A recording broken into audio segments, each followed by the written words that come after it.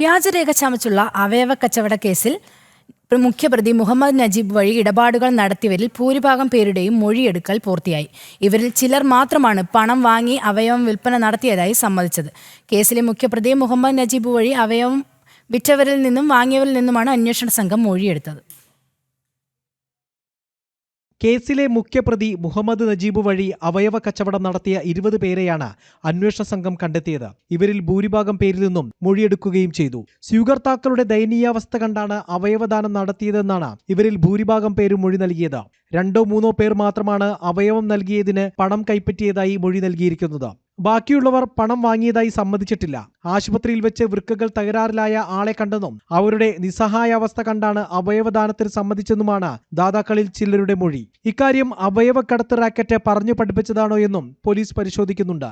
ഇതോടൊപ്പം ദാതാക്കളുടെ bank account വിവരങ്ങളും പരിശോധിച്ചു വരികയാണ്. അവയവദാതാക്കളെല്ലാം സാമ്പത്തികമായി പിന്നാക്കം നിൽക്കുന്നവരാണെന്നാണ് അന്വേഷണ സംഘം കണ്ടെത്തിയത്. ഇതിൽ ചിലരുടെ അക്കൗണ്ടുകളിൽ നിന്ന് മാത്രമാണ് സാമ്പത്തിക ഇടപാടുകൾ കണ്ടെത്താനായത്. ദാതാക്കളും ഏജന്റുമാരും തമ്മിലുള്ള നേരിട്ടുള്ള പണമിടപാടുകളായിരുന്നു കൂടുതൽ നടന്നതെന്നാണ് പോലീസിന് ലഭിച്ച വിവരം. അവയവം വിറ്റ പലരും പിന്നീട് ഏജന്റുമാരായി പ്രവർത്തിച്ചിട്ടുമുണ്ട്. കേസിൽ ഇനിയും ഏജന്റുമാരെ പിടികൂടാനുണ്ട്. ചിലരെ തിരിച്ചറിഞ്ഞെങ്കിലും ഇവർ ഒളിവിലാണ്. ആശുപത്രികൾ കേന്ദ്രീകരിച്ച് പ്രവർത്തിക്കുന്ന ഏജന്റുമാരുടെ സാന്നിധ്യം കേരളത്തിൽ എല്ലാ ജില്ലകളിലുമുണ്ടെന്നും അന്വേഷണ സംഘം കണ്ടെത്തി.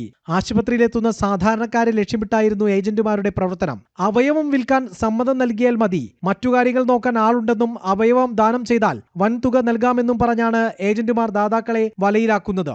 പരിശോധന മുതൽ പൂർണ്ണമായ ആരോഗ്യം വീണ്ടെടുക്കും വരെയുള്ള കാര്യങ്ങൾ നോക്കാമെന്നും വാഗ്ദാനം ചെയ്യും. ഇതിനാവശ്യമായ സമ്മതപത്രങ്ങൾ, സത്യവാങ്മൂലം, സർട്ടിഫിക്കറ്റുകൾ എന്നിവ അടക്കമുള്ള രേഖകൾ വ്യാജമായി നിർമ്മിച്ച് നടപടിക്രമങ്ങളെല്ലാം പൂർത്തിയാക്കും. ദാതാവിന് പറഞ്ഞുറപ്പിച്ച തുക കൃത്യമായി നൽകുകയും പുറത്തു പറഞ്ഞാൽ ഉണ്ടാകുന്ന ഭവിഷ്യത്തുകളും ഓർമ്മിപ്പിക്കുകയും ചെയ്യും. ഇങ്ങനെയായിരുന്നു ഏജന്റുമാരുടെ പ്രവർത്തനം. അതിനിടെ മുഖ്യപ്രതി മുഹമ്മദ് നജീബ് ശസ്ത്രക്രിയ നടത്തിയിരുന്ന ആശുപത്രികളുമായി നിരന്തരം ബന്ധം പുലർത്തിയിരുന്നതായും അന്വേഷണ സംഘം കണ്ടെത്തിയിട്ടുണ്ട്.